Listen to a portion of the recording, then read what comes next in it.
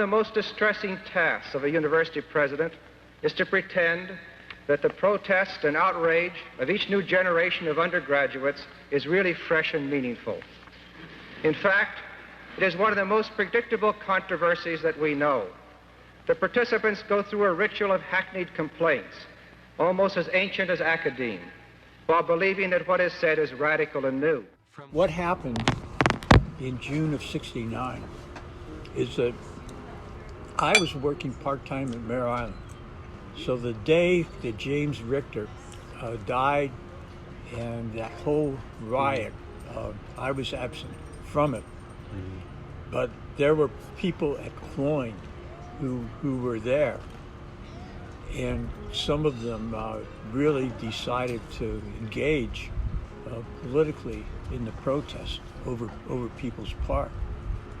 So People's Park really crystallized the people like me who were moderately radical, and the people that were really radical, and the people who were moderate. And all of us felt like the university and Reagan and the police had overstepped their bounds. That they had overreacted to what started out to be a peaceful protest. So for me, the actions of the National Guard, the actions of the police had a big impact on me as far as my political attitude. On that issue, don't you simply explain to these students that the university has a piece of property that it bought for future construction of the campus, and it was now going ahead with the plan? The people of What do you mean, negotiate? Governor Reagan, the time has passed when... One day I was coming out of Donnell Hall from a class, and I was walking back to Cloyne, and a National Guardsman threw a canister of gas right in front of me. And so I had to go over to the Roos Atkins store then and use their restroom to wash out the gas. And then later on, I remember that I was studying at one of the libraries, and the protests continued. And one of the protesters threw a rock right through the window, and I had to dive underneath a table. You know, when you would walk on campus, you'd see the helicopters flying all around. I have some photos of so the campus was interesting because there were certain events that would take place at Sproul Plaza, at Pauley Ballroom, and that's where I think you would get the most sense of community.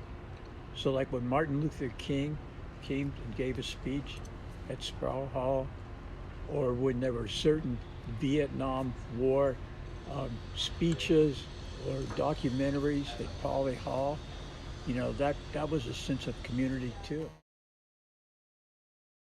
Full of nothing, wants to put his special stuff in, fill the space with candy wrappers, keep out sex and revolution, but there's no hole in my... Yeah, so I'm 22. I'm graduating from Berkeley this semester in like a week, which is kind of scary. I study public health and public policy. And I would say like I am very passionate about public health specifically because I think it's so intersectional and it can kind of touch on how a lot of different like issues, particularly related to social justice, like intersect with one another, and really like look at it particularly through like the health lens and how like our different, you know, like socioeconomic status, like different like experiences that we have in life can really contribute to our health and like overall well-being in life. So yeah, I guess that would be the concise way to say it. Fair enough. Where did that just come from? Honestly, when I was in high school is when I guess my upbringing, my mom's side of the family is like comes from Mexico, and my grandparents and my mom and her siblings were all like farm workers, and I feel like that paired with like I was in a lot of like Cesar Chavez clubs, like service clubs, things like that, like throughout my life, and I feel like that was just like a lot of exposure to what like service and organizing with like in your community looks like and how it feels for yourself, particularly when your like identity aligns with the groups that you're working with.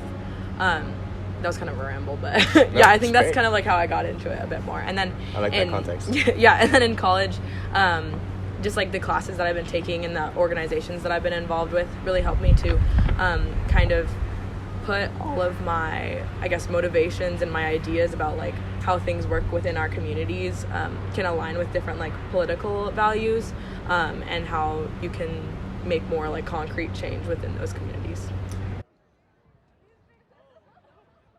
But I think that if people don't understand how an issue relates to them specifically, they're probably not very inclined to act on it as much. Like you can see something happen to like someone who's like not you're not part of that community and you're like, oh damn, that sucks, but like you're not necessarily gonna like immediately be motivated to like get up and work on that issue, you know. So I feel like finding a way to like relate issues to things that people feel personally connected to is really important.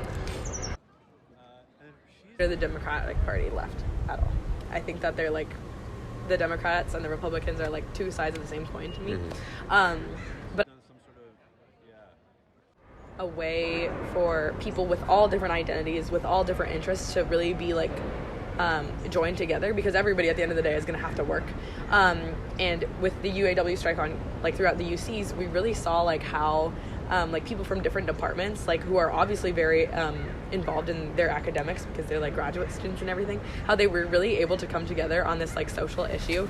And I feel like, I don't know, that's powerful. And I think to really like have people understand how their own personal experiences relate to these like broader issues is important. It repeats itself, and every time history repeats itself, it is upon the people who bear responsibility to speak out against these genocidal crimes. It is upon the people to stand up and say, people have the right to fight for their land in any way. Enjoyed here in Berkeley. I love being in a place where it seemed like a bubble and a kind of a ferment. People were concerned. That was the first great attraction of Berkeley for me. Was and I loved Berkeley because I went out to Sproul Hall where there were small groups, just informal, just spring up groups with highly intelligent and well-informed, I think, graduate students kind of talking about the background. I was learning a lot, not from books, but just from what people seemed to know, and the kind of level that I expected of myself rose by the minute as I listened to these conversations, and it was civic and it was spontaneous. And that to me was Berkeley. There are a lot of really engaged, smart, engaged. I wasn't hearing demagogues. I was talking to people trying to figure it out, and they were quite like me that way in the 60s. So that was the tenor of it. But there were a lot of social movements. There was the Black social movement, civil rights movement. There was the feminist movement, the dawning of the environmental movement. And students felt, I think, relaxed enough about their personal lives to dive in. So the depressive mood among the left needs to shift. And there are people that are there, shifters, but there's an absence of coalition. Things aren't organized, and we're moving into a defensive mode as the right is now attacking universities. They see that universities and colleges open people's eyes. It's liberalizing and radicalizing for people to read books, you know, and ask questions. And so they're now coming down on the PC quality. Who are these professors? What are they teaching? So we're now on the defensive. And so is there a culture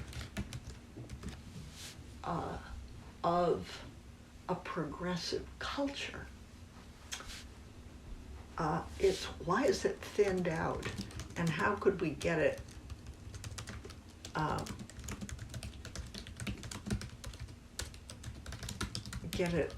going again? Becomes a really important challenge. And even if enclavization by ethnicity or gender worries me, I think that's destructive of a focus on a common good that held in the 60s as a unifying force, and I'd like to see it back again.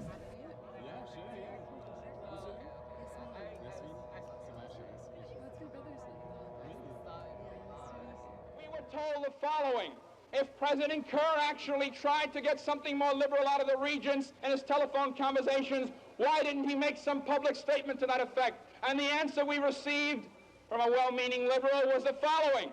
He said, would you ever imagine the manager of a firm making a statement publicly in opposition to his board of directors? That's the answer. Well, I ask you to consider, if this is a firm, and if the Board of Regents are the Board of Directors, and if President Kerr, in fact, is the manager, then I tell you something, the faculty are a bunch of employees, and we're the raw materials. But we're a bunch of raw materials that don't mean to have any process upon us, don't mean to be made into any product, don't mean to end up being bought by some clients of the university, be they the government, be they industry, be they organized labor, be they anyone. We're human beings. There's a time when the operation of the machine becomes so odious, makes you so sick at heart that you can't take part. You can't even passively take part. And you've got to put your bodies upon the gears and upon the wheels, upon the levers, upon all the apparatus, and you've got to make it stop. And you've got to indicate to the people who run it, to the people who own it, that unless you're free, the machine will be prevented from working at all.